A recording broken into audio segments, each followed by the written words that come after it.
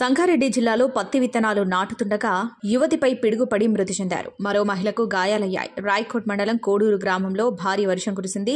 దీంతో పిడుగులు పడ్డాయి. పిడుగుతో పాటు యువతి యస్మిన్ మృతి చెందింది. మరో మహిళ అనూషమ్మకు తీవ్ర గాయాలయ్యాయి. గాయాల పాలైన క్షతగాత్రులని అంబులెన్స్లో సంగారెడ్డి హాస్పిటల్కు తరలించారు.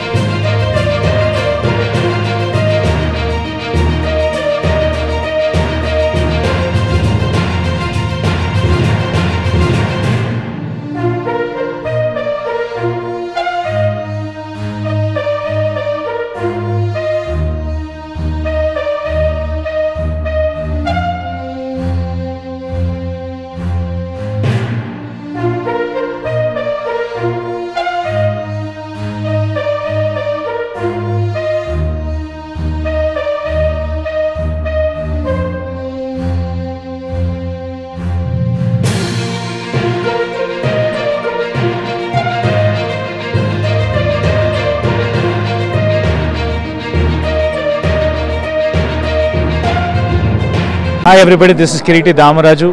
Like, share and subscribe to Saira TV. Oh, Saira!